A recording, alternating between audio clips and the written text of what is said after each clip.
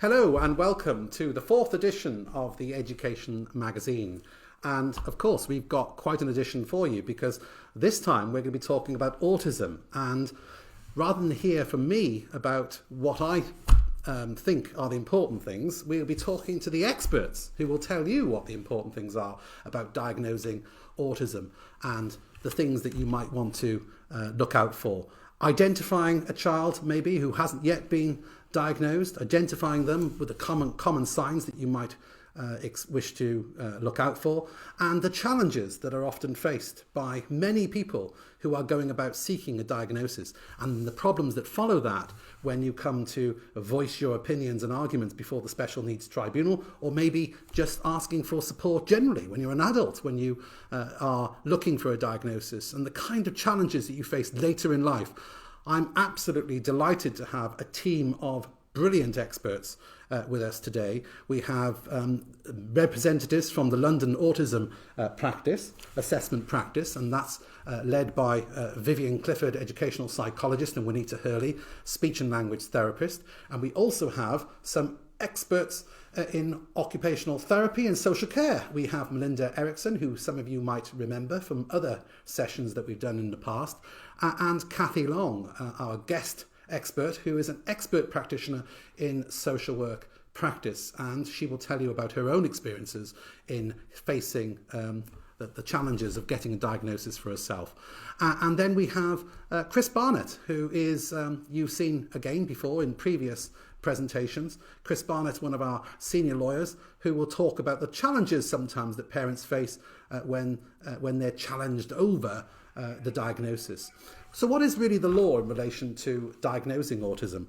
Well, the law doesn't say a lot about it really, but the general feeling is that the Secretary of State issues guidance to the NHS Trust, and that guidance includes taking into account a multidisciplinary view in relation to determining whether someone has autism.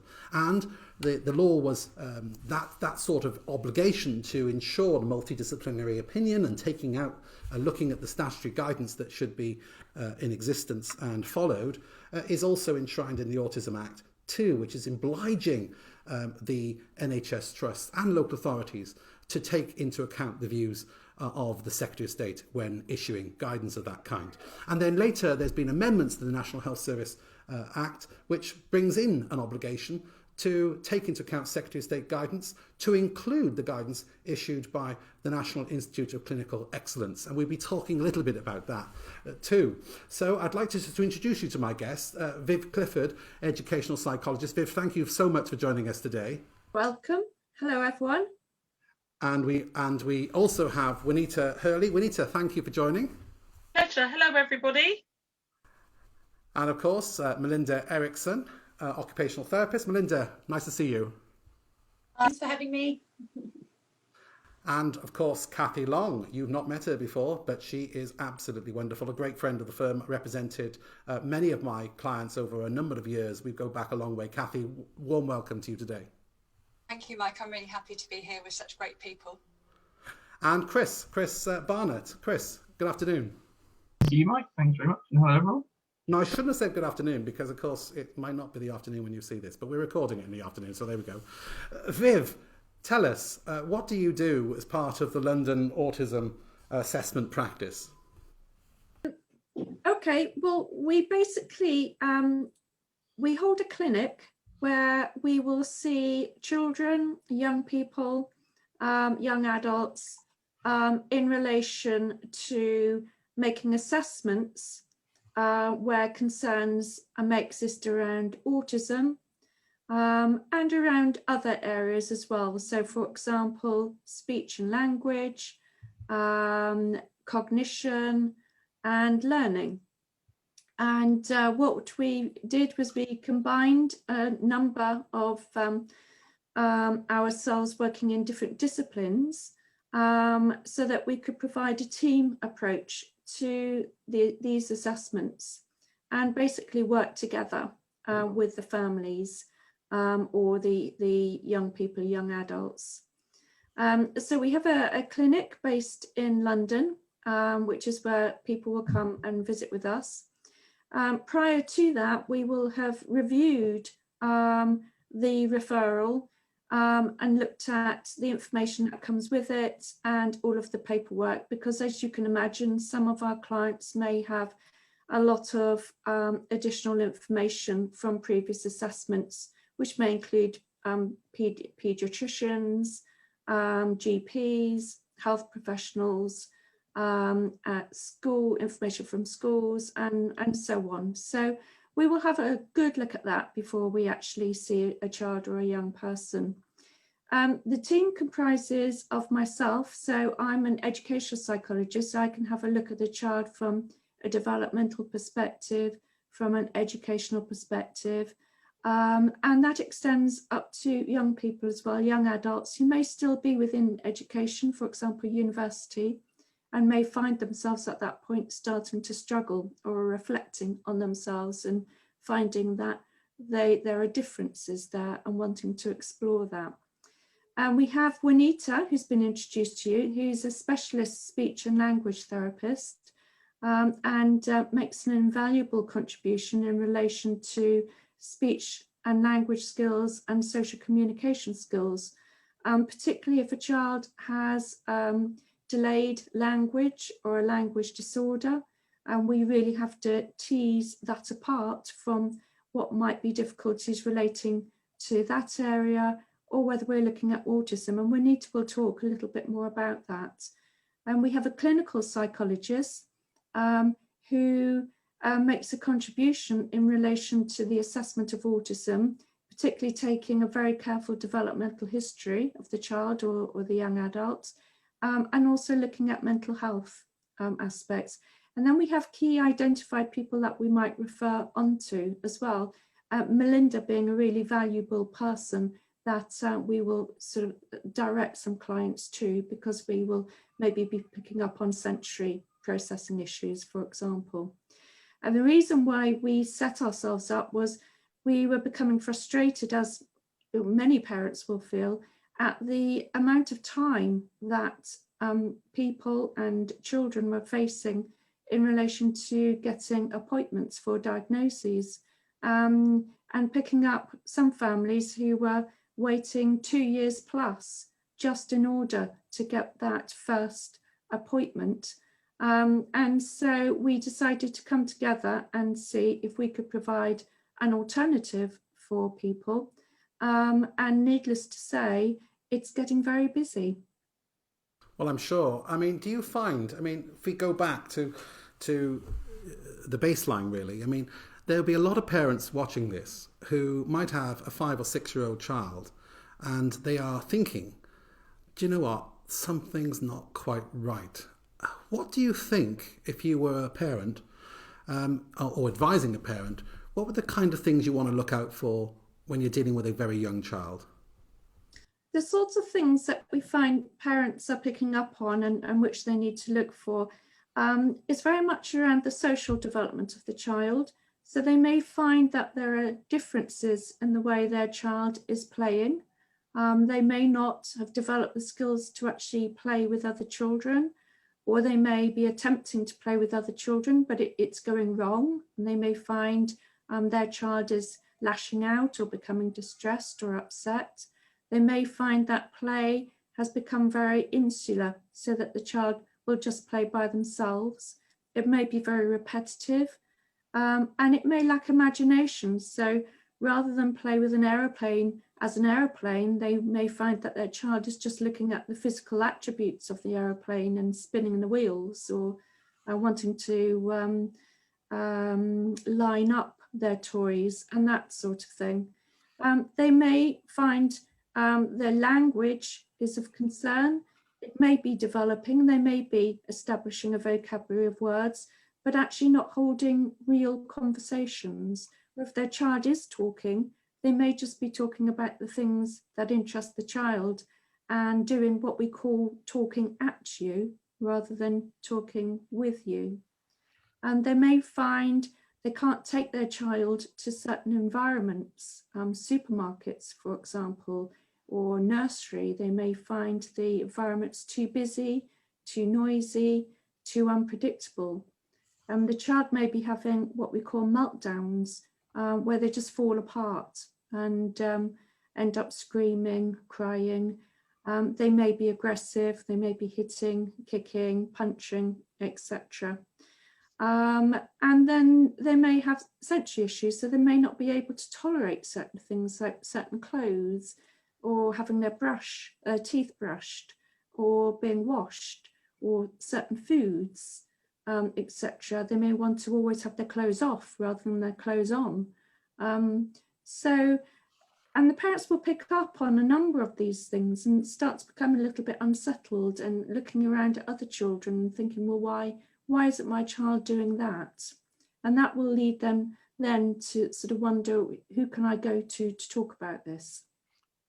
Well, thank you. And also, I suppose, how difficult is it to Juanita to differentiate autism from what would otherwise might be a speech and language problem or selective mutism, that kind of thing? It's a really helpful question because it can be very difficult. And it's often one of the first things that as a team we will look at.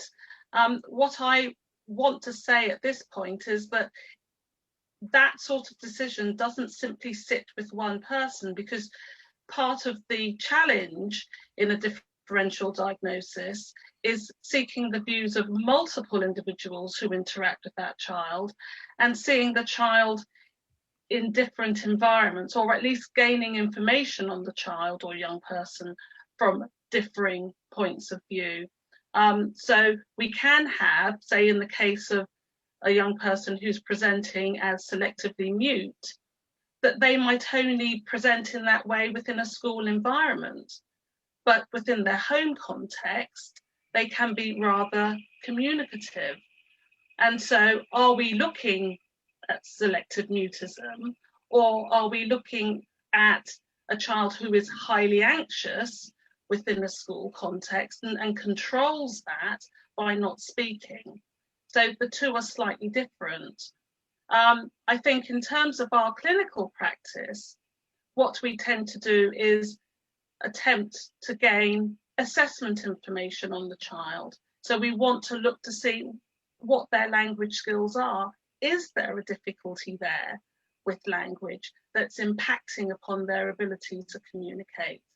And we would use a wide range of informal and formal measures to do that.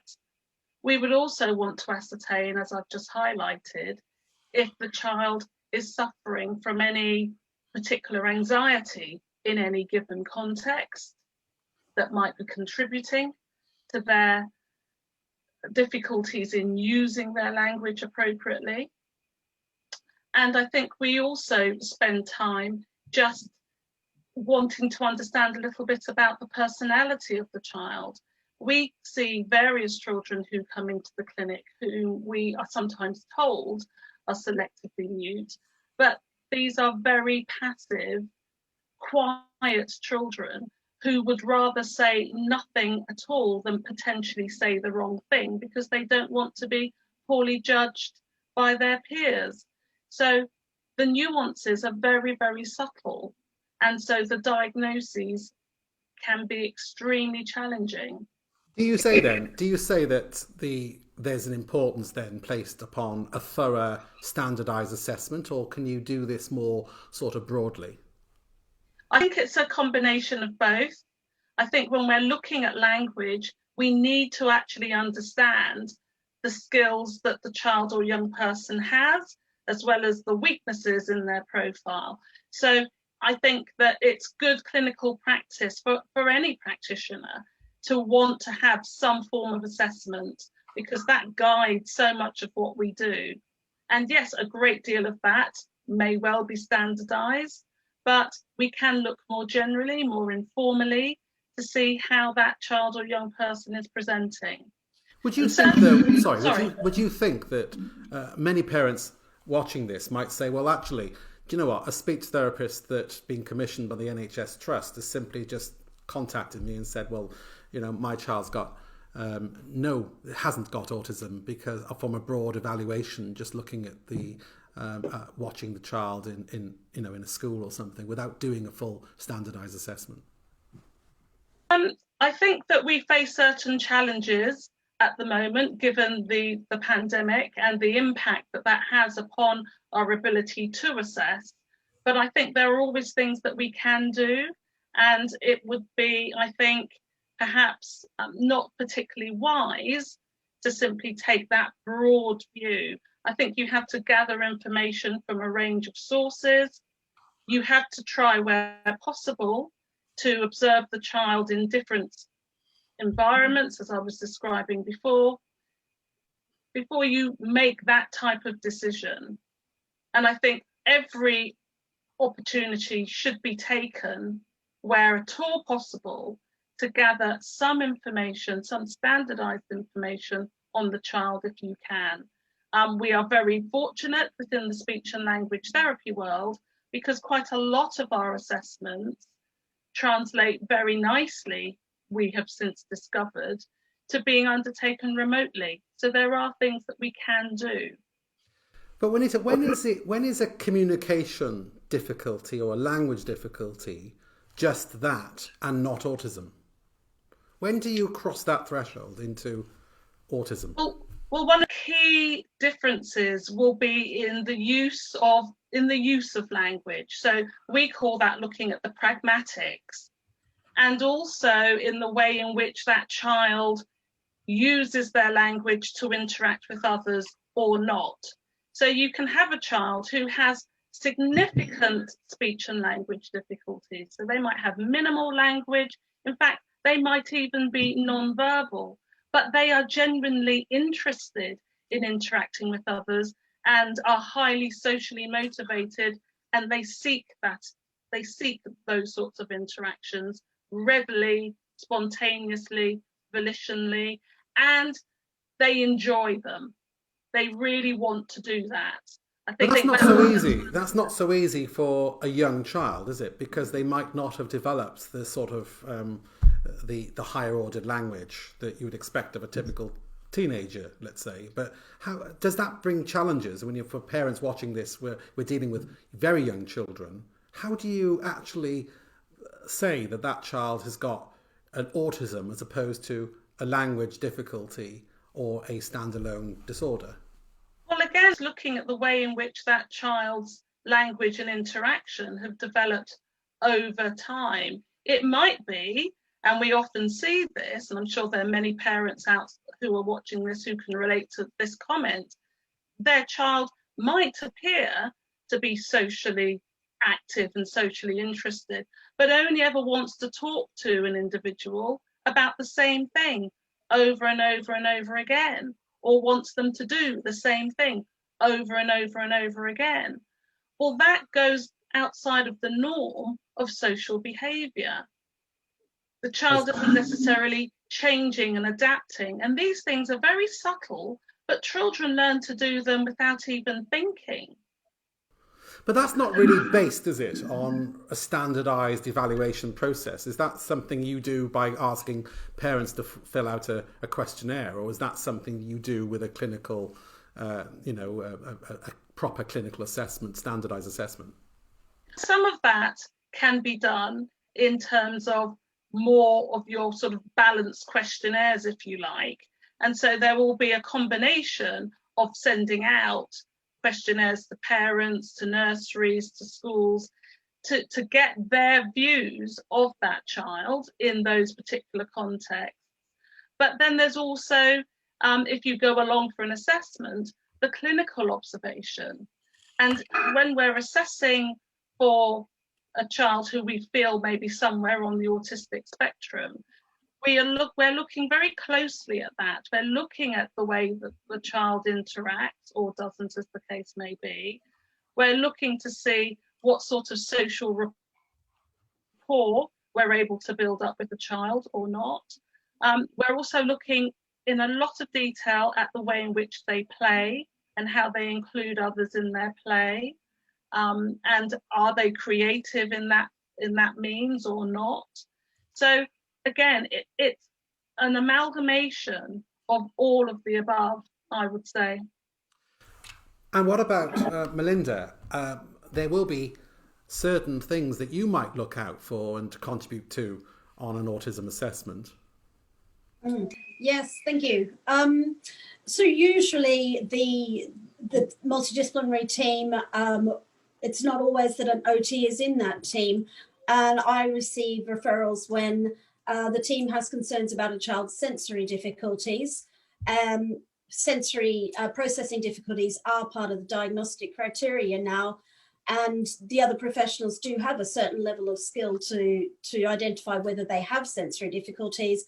But really to break that down and to conduct the more standardized assessment for sensory difficulties is the job of the OT. So we usually I would see a child in their functional environment, pandemic permitting, of course, and that's been really hard at the moment. But it's really important to see children in their natural environment, whether it's school or home, and see how they manage that area. Being in a clinic can be really different, and we may have all of the equipment available for them, but sometimes we really do need to add to that with an observation in a natural environment. And at the moment, I am doing a lot of those virtually, so it's not something that can't be done, but it's always great when we can be there. We might do standardized assessments, things like the sensory integration and praxis test, which is probably the most well-known one. But for myself, I would always be complementing that with a real developmental type assessment, something the Miller functional and participation scales, the Brunics, the movement ABC are ones that parents have probably heard or professionals have done with their children. But also really gathering the view of the school, the nursery, the home, and also the young person themselves. So there are a number of standardized questionnaires, and a lot of young people are really well able to verbalize what their difficulties are and how it affects them. So their view and you absolutely must be gained throughout the assessment process. Melinda, at what point do you say that a child that you might be evaluating, or even an adult that who you might be evaluating, would you say crosses the threshold into having hyper or hypersensory sensitivities, which is what the NICE guidelines referred to? For me, using the standardized questionnaires really are the tools that break that down for us. They've been developed over many years, and they really do give an excellent profile. But I always ask parents and a young person to add additional information into that, because they are just specific questions. And for those of us in other countries, the most common ones are developed in America. So it's really important to put that into the person's life. Now, if someone does really meet the criteria that they have hypersensitivity or hypo, to me, it's the degree to which it affects their ability to engage in life, in functional activities. And if it's impacting on that, then we do know that it is a problem. Yeah, well, thank you. I mean, Chris, do you not think that in this current climate where assessments of these kind of conditions or difficulties is really hampered by the pandemic? And to what extent do you think that parents, or indeed local authorities who might be watching this, should be worried about the quality of the assessment? Do you see there's some legal challenges with that? Well, I think when it comes to the quality of evidence that can be put forward from a legal perspective, whether it's obviously to the tribunal as the most common, or certainly a very common situation when evidence of this nature from experts of all the fields that are represented here may be needed.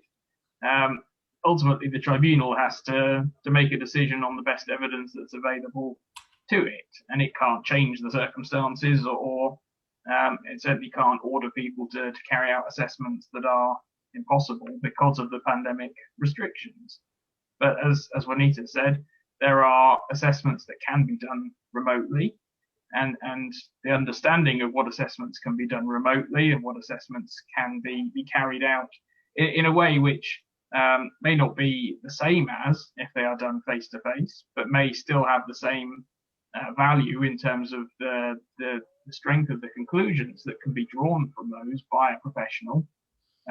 Ultimately, the question that the professional first has to answer, and the tribunal then has to consider when looking at the evidence, is ultimately whether those conclusions can be drawn safely based on the assessment that they've been able to carry out.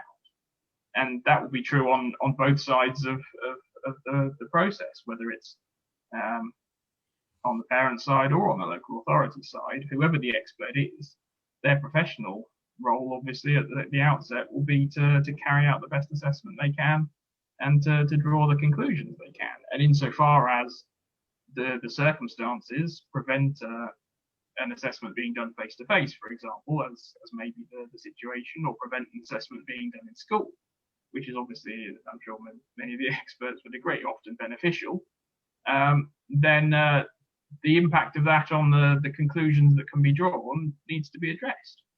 And it may be that it's impossible then to draw any complete conclusion about how a child would perform within a school setting, or certainly within a normal school setting, unaffected by any social distancing rules or other restrictions that are placed on them at the moment.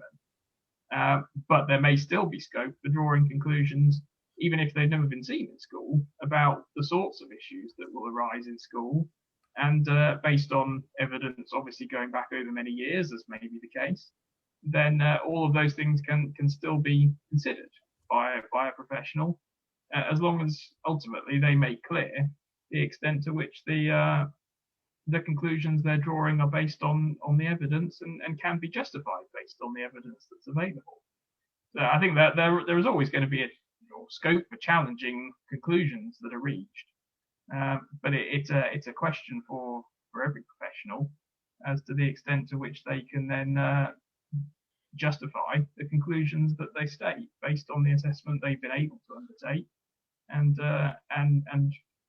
support that with evidence if required to do so. Yeah, thank you, Chris. I mean, Viv, do you not think that there are some significant challenges, particularly we've dealt with very young children, which you might see remotely and so on, and you might have the input from parents, but when you're dealing with older people, teenagers, how difficult is it, or how confident can you be that an evaluation undertaken through a remote medium like Zoom or whatever can really differentiate the kind of problems that you would expect to see in a child in different kinds of environments that you would not have seen the child in during your assessment? Well, we always try to see the child on a face-to-face basis. I think that's really important. There may be subtle things going on which would be missed on a remote. Also, some children, not all children, can sit in front of a computer and have a conversation with you. It's just impossible. So it's very much going to be on an individual basis. The thing about assessing autism is you do need that breadth of information, and you can draw it together through things like questionnaires, etc. But you really need to see how that young person is functioning. Also, there's some things that we feel it's really important to do is, and especially with young ladies, actually, may not be too bad at holding a conversation on a one-to-one basis, but if you build that up and have two people or a small group, etc., that's where it can break down as well. You have some really subtle difficulties coming in with certain groups of people. So I don't think we would be relying solely on the remote part of an assessment being the only part and basing an opinion just on that. I don't think you would be able to do it.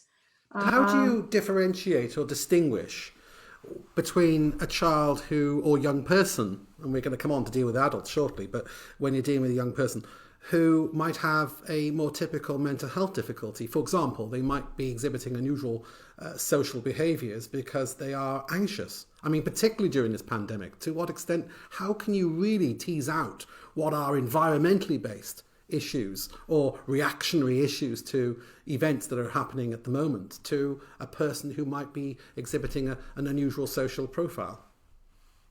Well, again, the developmental history is a really important part of the assessment. So you would track that person's development over time.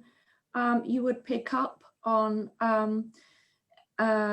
sort of areas or, where a child is seen to be changing, behaviours which seem to be change, style of communication or habits changing. So, and that developmental interview, it takes part with the clinical psychologist and the parents, and it follows a set structure, and it takes place very carefully. Our clinical psychologist also has an interest in mental health, and so would have a focus on that as well. You can use certain tools to assist you, such as questionnaires which look at various aspects of mental health, such as anxiety, depression, mood, certain types of behaviour, and draw that all together. If you had sort of significant concerns as well, you might be looking for psychiatric opinion as well, in which case you'd need to be referring on if you felt that there was that view was going to be really important to feed into the assessment. There's very much, I think one of the strengths about working as a team is you can have those sorts of discussions, you can tease things apart, you can identify what you're really confident about, whether you feel you need any more information, how you're going to get it, or you bring together at least 3 people. So ourselves, we've got our clinical, educational, speech and language disciplines, which we can bring together to build up that really rich understanding. And if need be, we refer on to gain other people's opinion from their own discipline as well. So you can see it's much more complex than holding a remote assessment. It's much more complex than that. Well, that's very helpful. I mean, the difficulty, I suppose, that many people will have, and we've seen it in previous education magazines. We've been talking, for example, in previous shows about the problems that parents are facing getting help from the CAM service, accessing that service in order to enlighten them about whether their child has any mental health difficulties. I mean, in practice, what we're often seeing is that children might come to you, presumably, without any mental health advice at all, and we might not be fully appreciative of the more complex mental health difficulties that young person or adult might have. Do you not see that as a challenge? Yes, that is a definite challenge. I mean, when it works well, it can be good. So we've seen some young people where we've been able to link up with CAMS and have discussions with them and work together, or link up with other services that child is known to, and that's when it works really well. But when you've got a child who's very isolated through not being able to access those services, that's where it's much more difficult. But we have had parents who've faced that, and then once they've had our reports with our views, they've been able to take those away and use those to help them access their local services, and they found that very helpful. I mean, Kathy, as you will undoubtedly know, you can go through your entire childhood and into adulthood and all the ramifications that will flow from a diagnosis of that kind, yet not know that you either have a diagnosis or not. I mean, it's part of the statutory guidance issued by the NHS. I'm just looking at it. The Adult Autism Strategy. It talks about the importance of all people living fulfilling and rewarding lives within society, and that they are accepted and people understand them and the difficulties. Please tell us about your experience. Okay. Yeah, I'm going to tell you all of my experience, but I think, a couple of years ago, first of all, I'm autistic and I have ADHD. I had very little understanding of ADHD until I met an expert in ADHD who said, I think you might have ADHD. And so I actually went to have an assessment thinking, I don't believe in ADHD. I don't think I'm going to be diagnosed as such. And I ended up with a diagnosis. And actually, the more I looked into it, the more it made sense. But there was also the question of autism, because autism is very much in my family. I have a child who's autistic, he's now adult, and other people in my family, extended family. And it's something that I thought about for a long time, but really all I've ever known is being me. And so I sort of went for one diagnostic assessment, which went horrifically wrong and was very, very traumatizing. And so carefully selected the second person, which took us a couple of years later to do my diagnostic assessment. And I nearly pulled out of it because I was thinking, I'm not autistic. And the night before thinking, I'm not going to go, but then thinking I've paid for it. And I had the assessment, and it was online, even though I'd done lots and lots of questionnaires and things for the 6 months leading up to the face-to-face assessment. It was online because it was at the beginning of lockdown. And after a 2.5-hour assessment was told, you're autistic.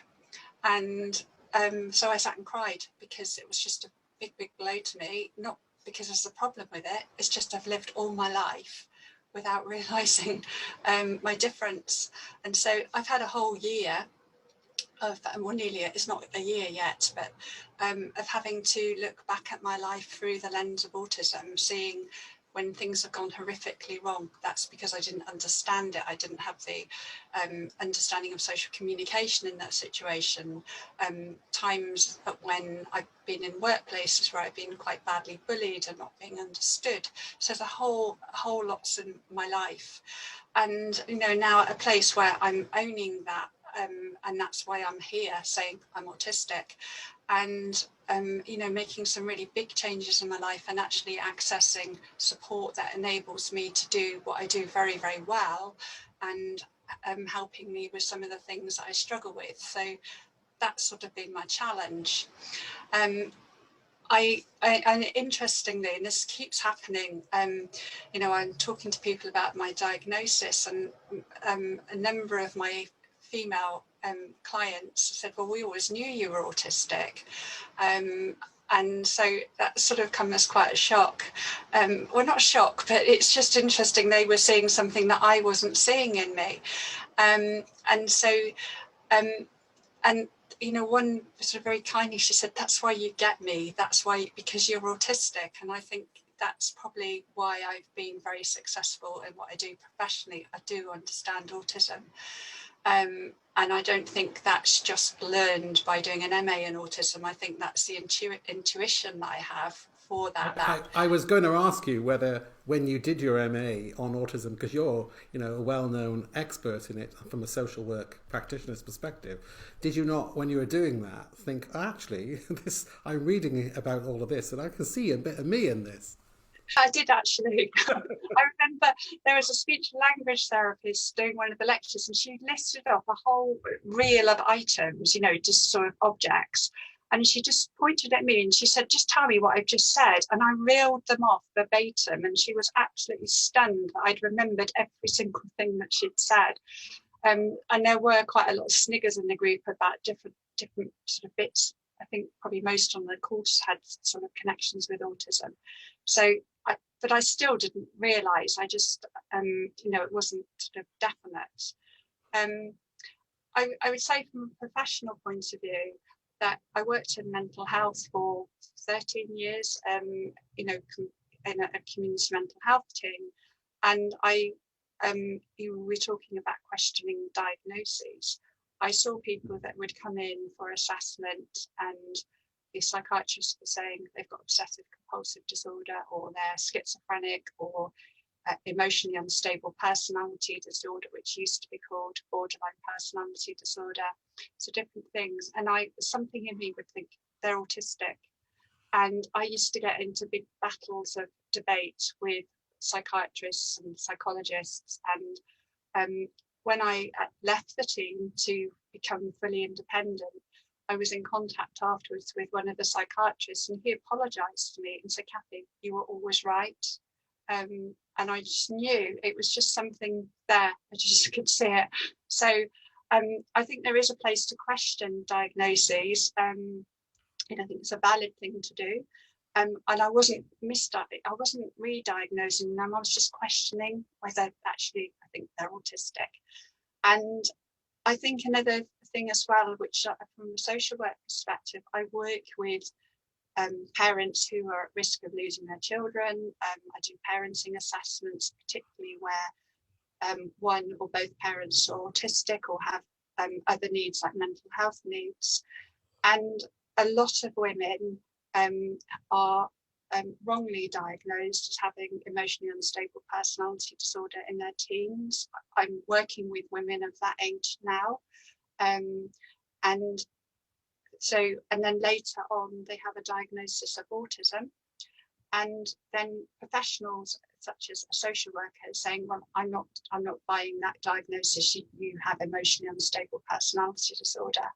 And my question to that professional would be, well, what qualifies you to say that? Where's your expertise? If you doubt that, if you think that the autism is not a valid diagnosis, then surely that needs to be reassessed rather than continuing down the child protection route with somebody at risk of losing their children when on the basis that you do not accept a highly expert autism diagnosis. And that has happened. And that's happened very, very recently with somebody that I've been working with who was at risk of losing all of their children on that basis. And thankfully, the Senders Tribunal, which is not usually their place, but amazingly, they turned that completely around and very much challenged the local authority, who made no adaptations to how they worked with the mother on the basis of the fact that she was autistic. So they just said, well, we allowed her extra time to understand what we were saying to her, but they made no adaptations. Well, Kathy, that brings me on to, I think, quite an important point. I mean, we've heard, for example, for most of this session, that the diagnosis of autism is widely regarded as something that must be made by a specially trained health professional but working as part of a multidisciplinary team. From an adult perspective, how confident are you that people are properly diagnosed with a condition or properly having their diagnosis rejected by others who might be just speaking as a lone voice, not part of a multidisciplinary team, a local authority officer, for example, or a social work practitioner simply saying, I just don't accept that diagnosis? It's actually, it was in lockdown as well. I met somebody that I know that's in their 60s, and they had been for an autism diagnostic assessment, and they talked to me a lot about it, and I really thought, I think you're autistic. So they went for the assessment, and then they were told in the assessment, as female, that you can't be autistic because you have empathy. And so there's a misunderstanding that people with autism don't have empathy. Well, actually, I have oodles of empathy. I can over empathize. I can feel everything. I can walk into a room and feel all the emotions. And so I think, she didn't have her diagnosis on that basis. And I swore at that point. I was really cross about it. But so I think to have a good diagnosis, things have changed. They've changed probably over the last 10 years in terms of females with autism. There's a much greater understanding of the different presentations, the different issues. And so I think for a reliable diagnostic assessment, it has to be people that are up to date. They keep up to date in their training. I think it needs to be multidisciplinary. I know Viv and Juanita and their team are on top of all this. And this is how it needs to be. And I don't think it can be very, very appropriate for one person to do an assessment with that expertise. But if there's any doubt, I think there needs to be a second opinion. Viv, does the professional standards issued by the Healthcare Professionals Council provide any insight into the importance placed to multidisciplinary evaluations in autism? Well, the key documents and guidance for practice refer to that as being a key component for assessing autism. The NICE guidelines, for example, which you referred to much earlier, they provide guidance for assessing children and adults, so it's under 19s and over 19s, and both of those refer to a team-based approach. And as Kathy said, I think that's quite right. I mean, I've had a lot of dealings with autism throughout my career, additional training and now work in the clinic. But I wouldn't diagnose autism just myself, because you need to have other people's eyes and ears and thoughts on it as well, to really collect together a body of evidence that you can rely on, so that your judgment and your opinion is firmly founded on solid evidence, that you can draw upon then to explain why you're making that diagnosis, on what basis, which is hugely important. My view is that you can only do that as part of a team, and the professional bodies that give us guidance and regulate us flag up the same thing, that a multi-professional team approach is what is needed, or what it should be in place to diagnose autism. Kathy, I mean, now that you've got your diagnosis, how would you feel if you went to see a clinical psychologist who simply said, well, that's the view of your multidisciplinary team, saying you're autistic, but I don't think you are, and therefore you're not going to be entitled to services because I'm saying that you're not? I think I'd actually feel quite devastated, having got my head around, or getting my head around a diagnosis that is making absolute sense to me. For somebody to disregard that, I feel very, very insulted and quite devastated that if I needed a service, they were making that judgment about me. Have you experienced it, though, in your professional practice? I mean, just to give you an insight into the point I'm trying to make, is that I'm representing a young man who was given a diagnosis as part of a multidisciplinary team. There was a psychiatrist, psychologist, speech therapist. Everyone pretty much said he's autistic, so did his parents, and saw fit to ask for support services in an educational context. Asked the institution to provide support to include reasonable adjustments to help support his needs. And one single psychologist came along, instructed by the defendant, and said, well, that might be the view of everyone, but I'm saying that you're not autistic and therefore you're not going to be entitled to those services. So have you seen that kind of thing happening in practice, from a social worker's perspective, and indeed anybody else who might want to make a contribution to this? Because have you seen that in practice, where a single person says, well, actually, I don't accept it? I have seen it in practice, and I've seen it in practice where a parent has been autistic but hasn't necessarily been diagnosed. A child has a diagnosis of autism, and maybe other differences as well.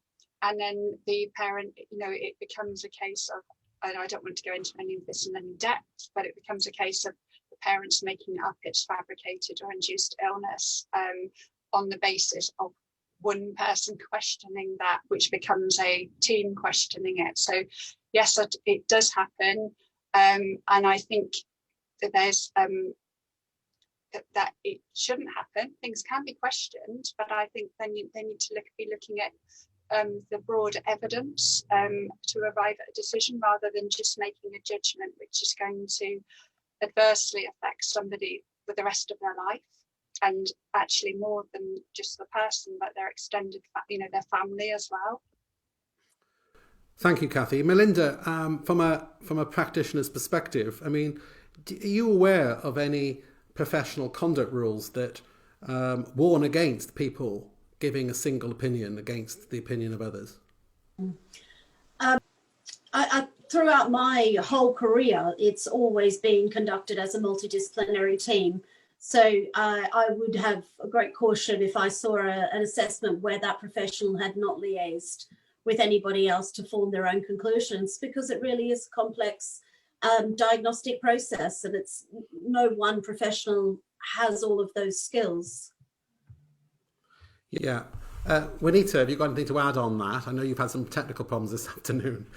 Apologies, everybody, but I'm back.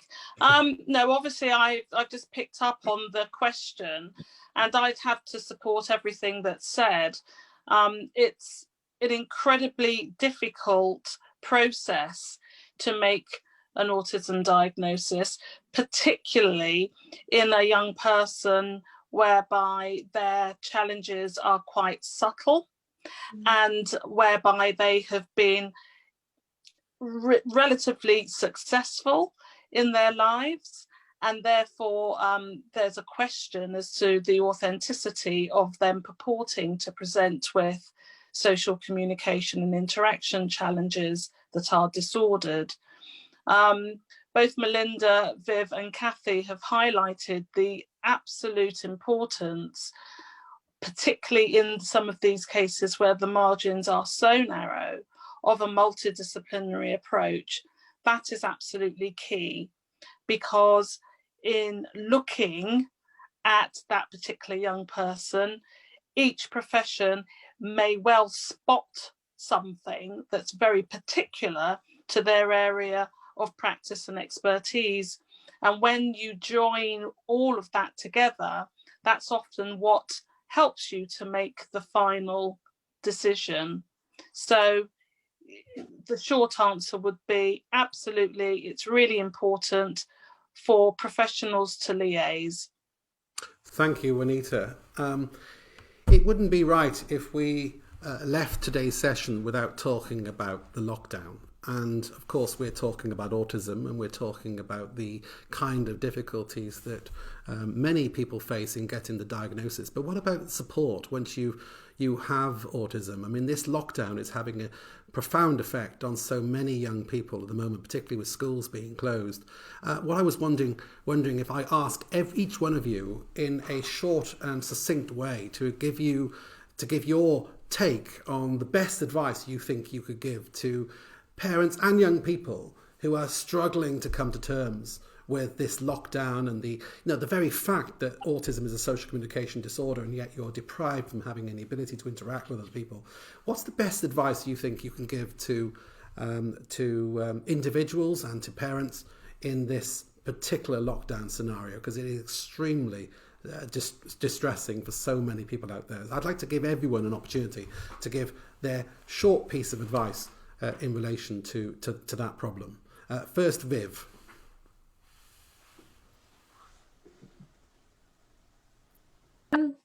Well, first of all, it affects people differently. So I have some parents saying their children are happy in lockdown. They don't have to go to school. They don't have to go and socialise. The pressure is taken off.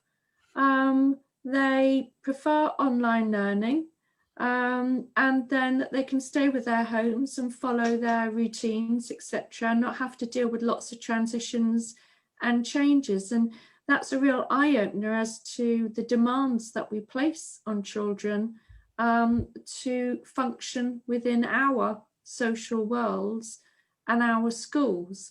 So let's not assume that every child with autism is struggling. However, many are and can't cope with online learning and can't cope with remaining within the house and not being in contact with other people.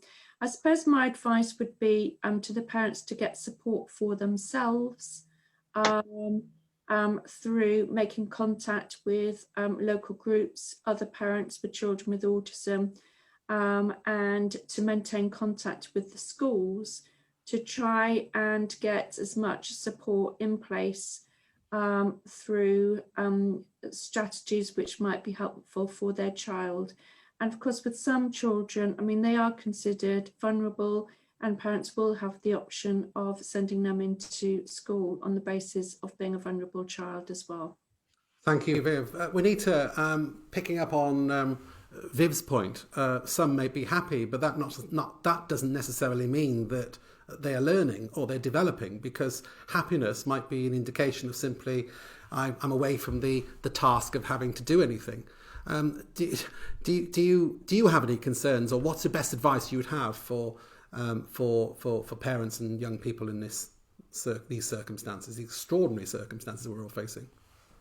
Again, I mean, you know, I think part of the challenge that a lot of parents and young people are facing themselves is that typically, if you're somewhere on the spectrum, one of the very things that you crave is structure, predictability, and at the moment, predictability seems to be out of the window. So that's very, very, very hard. I think it's really important, though, for young people and their parents not to be too hard on themselves. They can only do what they can. Thankfully, a lot of young people and children on the spectrum are probably more expert on using online resources than the likes of us, and they are finding ways of maintaining contact with certain friends and certain activities that they particularly enjoy. So my thoughts would be, where that is possible, that's a way of relieving some of this anxiety, stress, emotional dysregulation, and the whole lot of it whilst we're going through this. Thank you, Juanita. Chris, do you not think that, again, in light of what's being said, that many young people, some of them are struggling, others may be quite happy and content. Do you see that the possibility, do you think, of more parents going on to ask for home education instead of going to school? I mean, everyone's home educating their children at the moment, but do you see this as a long-term thing that might, do you foresee that as a possible issue? I think obviously where it is something that people have been required to do, where children aren't able to go into school, and obviously a lot of SEN children in particular will be classed as vulnerable, as Vivienne says, so they will be able to go into school potentially. But there have been a lot more people who have had experience now of home education and may have found that it is working better, or at least that the children are engaging more with it. Whether that's the right decision for them and whether being able to engage with it is necessarily going to give them the best education remains a question for professionals to answer as well. But I think we've already seen probably more cases where people are looking at home education long term as a serious option than was the case previously. So I certainly think even after lockdown and even when schools are fully reopened, there may well be people who will want to consider that as a longer term option and a solution which works for them and for the young person involved. So yeah, I think when it comes to legal advice for this situation, obviously every situation has to be looked at based on the evidence, which is what we do. But I mean, the other point that I would want to make, although obviously we focus on today on the diagnosis of autism and how that's achieved, it's important to say as well from a legal point of view, it's not necessary to have a diagnosis before you can get support. You can have support while that process is ongoing, and even if you don't get a diagnosis of autism but of something else, the kinds of issues that Vivienne and the others have been through and discussed in terms of the indicators that might lead one to seek an assessment are still going to be issues that a child or young person has even after the assessment's been completed. And if they require support with those, then there will still be routes potentially to pursue that support and obtain it within school or elsewhere. So it's not ultimately the be all and end all to have that diagnosis before one can seek support for the difficulties that underlie it. Thank you, Chris. I mean, that's very helpful, actually. That's a very useful point. I mean, Melinda, I suppose for young people who might ultimately use this lockdown as an argument to say, well, actually, home life is better and home education is a better thing for us. I mean, the sensory issues, no doubt, will be combated through a nice, orderly transition into home where there's not so much going on noise-wise. Do you see that as something, the advice that you would give longer term? What would that be for young people in that predicament? Yeah, I think that obviously, as Viv said, everybody is different as to how they're impacted by this pandemic, and some children, some young people are thriving from a sensory perspective within their home environment because it is calmer. and they don't have to negotiate hallways with pupils or noise or an onslaught of sensory information that distresses them. At the same time, they perhaps are missing out on important sensory experiences that do help to regulate them. So I think for parents and people who have sensory difficulties, there have been many amazing OTs putting resources online. It doesn't take long to find them on Google, and if there is a resource list from this, then I'm very happy to provide some resources of some really great sensory ideas from OTs. But really, if it were anything to say to parents, I'd be saying, and as someone with children at home myself, just you need to pick your battles. And some of the school work is just not going to get done if that is what's causing so much distress for you and your children. And that's just not as important as mental health and maintaining your own sanity.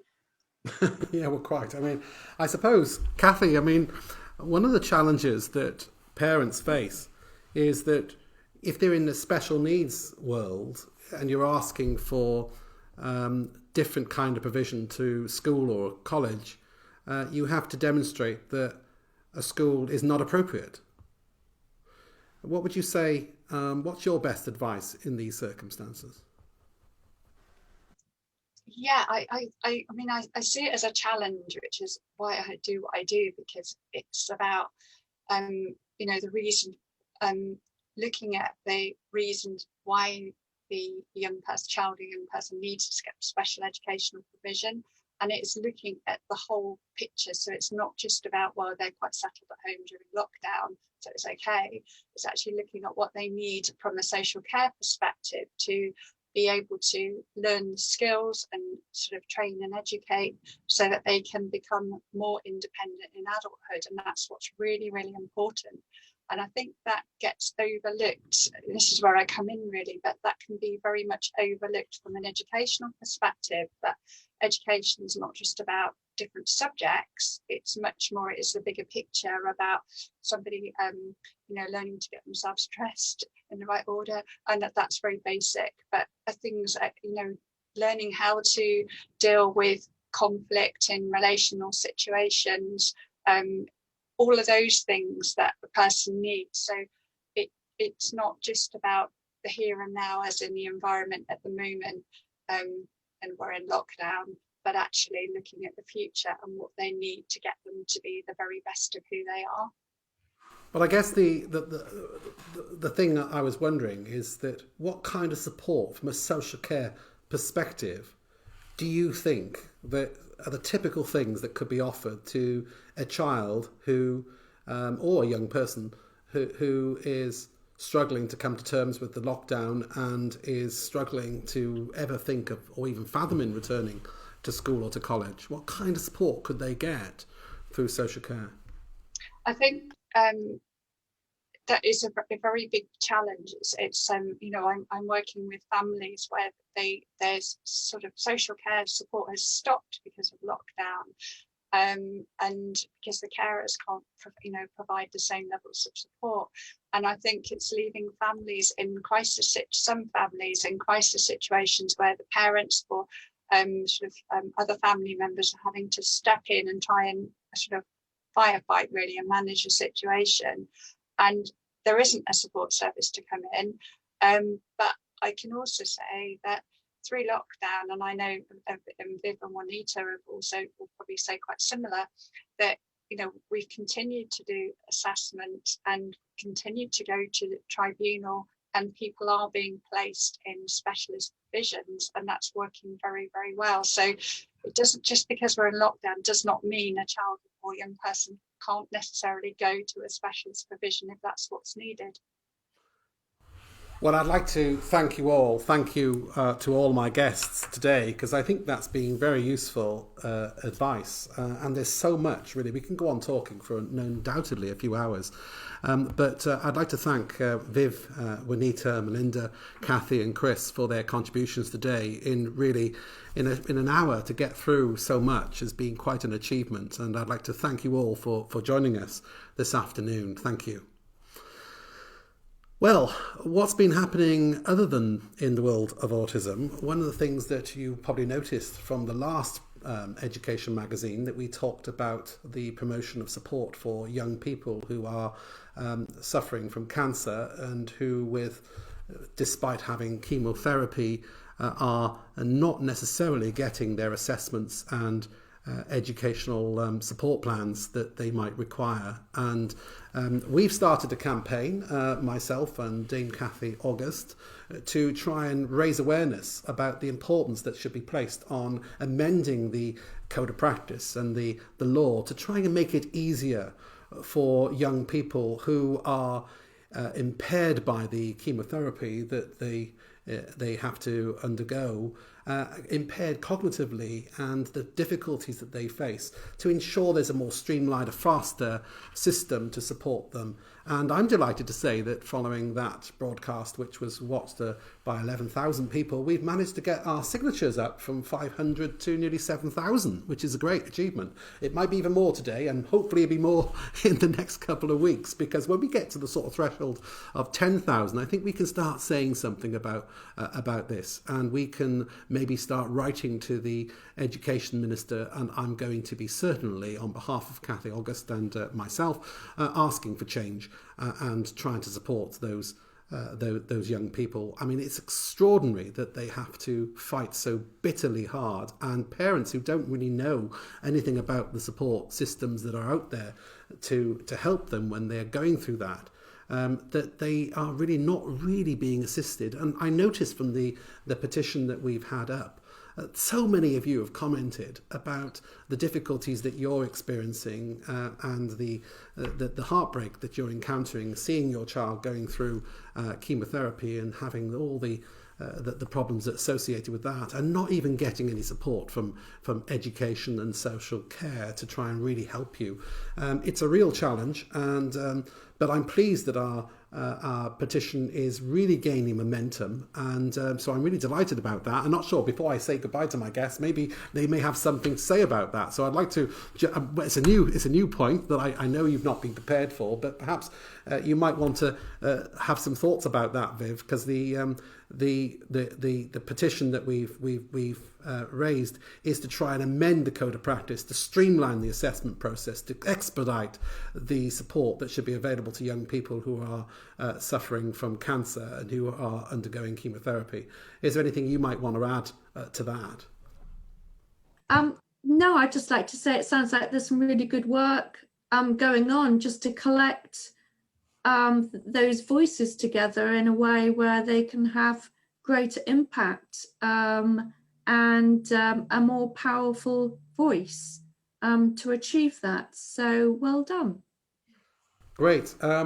Well, that's about all then for the Education Magazine this episode, the fourth episode of the series. I'd like to thank my guests again for the excellent contribution that they've made, and I'd like to thank you too for having the time to watch us today and to participate, no doubt, in the discussion. Please send your comments, post them on the website or on the Facebook page.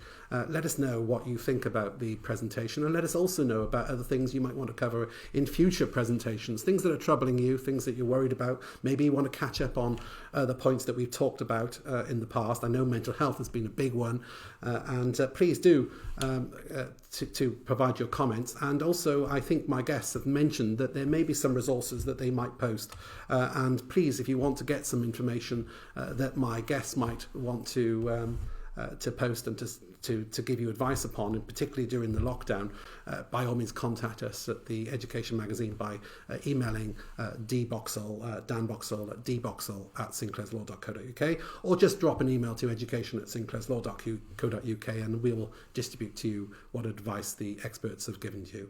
So thank you all very much, and I'd like to say goodbye and thank you for joining us.